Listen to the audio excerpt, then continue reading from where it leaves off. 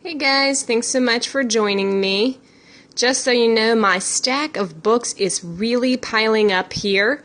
I was given this book recently by a friend. I received this one in the mail to review recently. I bought this one for a weekend that I'm going to be doing. And I actually recently just bought this book because I was part of a book club and didn't have the book when they started it. So I've got a lot of books going on here, so I thought I'd share that.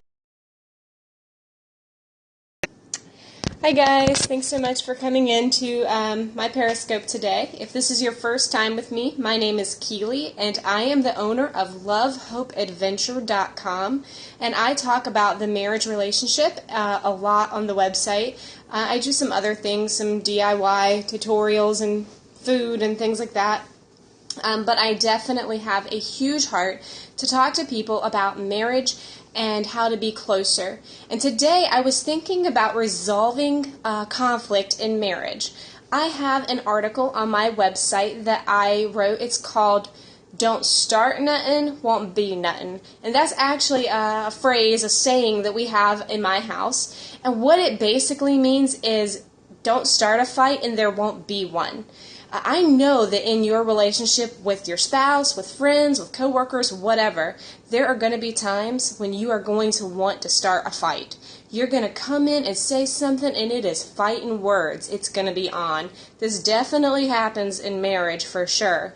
And there's an issue with that. We end up going into the conversation to fight and prove our point versus actually resolving the conflicts that are happening. Now, when I was growing up, my mom always used to say, you need to come to what the root of the problem is. I'm not saying that there aren't ever times when someone does something that's annoying to you that is a problem, but what I am saying is that a lot of times there is a root to the problem. So, for example, this is a scenario that could go down, and this happens in a lot of homes. Say a husband has dirty socks in the floor all of the time. And it's very annoying to the wife to come into the house and see dirty socks next to his side of the bed or strewn all across the house or whatever. My kids do this all the time, by the way. There are dirty socks all over the floors. And for her, there could be an underlying problem. She walks in and she sees the dirty socks and immediately she thinks, well, he doesn't value me because he just thinks I'm here to clean up after him all of the time. Doesn't that happen? Sometimes we have that idea. And so maybe she has this whole scenario that comes up in her mind of, he left those dirty socks there for me because he thinks I'm his maid. He thinks I'm going to take care of everything. He doesn't want to take care of himself. And really, he just doesn't care about the dirty socks being on the floor. I know my kids don't. That's not a big deal to them. It's a big deal to me, and so I make it a big deal for them. But it just doesn't ever occur to him to put them straight in the hamper. Okay, so here's the problem. The problem is not the dirty socks on the floor. The problem is the way that the wife is taking it. So there's an underlying problem. The underlying problem is she doesn't think he appreciates her because when he comes home from work and there are no dirty socks on the floor, it doesn't occur to him to say, hey babe, thanks for picking up my socks, because it wasn't a problem for him to begin with. Okay, so here's the problem. There's an underlying issue going on. And what's a natural tendency when you walk in and you see dirty socks on the floor, or that pet peeve of yours, right? You just pick them up, you pick up the pet peeve or whatever, and you toss it at your spouse and be like, hey, can't you take care of this? Okay, so we have this problem. We enter into a fight. We say fighting words. We come in, we know how to get them riled up, and instead of working toward resolving the actual issues at play, we just want to have a fight. Now, believe me, I am that person, okay? There are just times when I want to have a fight, and I'm looking for a fight. And so I walk around the house, and I'm mean, and I am yelling, and I'm fighting with everybody. I'm not looking to resolve the conflict. I'm just in the mood for a fight.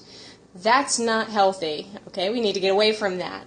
And in marriage, we need to figure out what are the underlying issues. When you have a problem with something that your spouse does, or with something that your coworker does, or your kids, or whatever, ask yourself, is there something else going on here? And it could simply be, I'm really tired. I've had nothing to eat all day. I have a headache. There could be some physical reason why you're agitated and the problem could completely be on you, or there could be another issue at play. It's just a matter of miscommunication. So going back to the situation, if you had a husband who was leaving socks everywhere and a wife who felt unappreciated by that, what she really needs to communicate to her husband is that when he does this, it makes her feel unappreciated. Well, that's a very different conversation than, can't you just pick up your dirty socks, right? Then here comes the other issue. When you do figure out what that problem is and you go to your spouse about it, I think we want to see our spouses change their behavior, but the problem is that they may not. And so what do you do then? What do you do with the person who says, well, I'm not picking up my dirty socks because this just isn't important to me?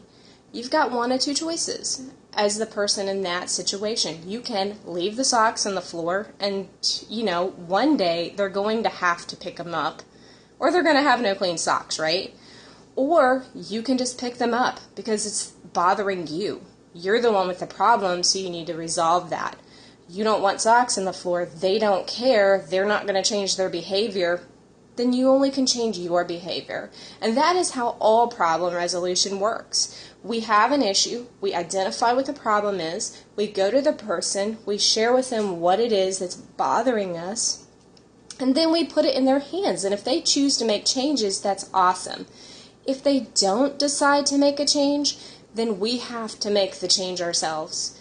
And a lot of times that is in our mind or maybe in our actions. So, I hope you guys will work really hard at problem resolution with your spouse or with other people in your life. Thanks for tuning in today. And if you want more tips about marriage, please join me over at lovehopeadventure.com. And I look forward to seeing you guys. Thanks so much for joining.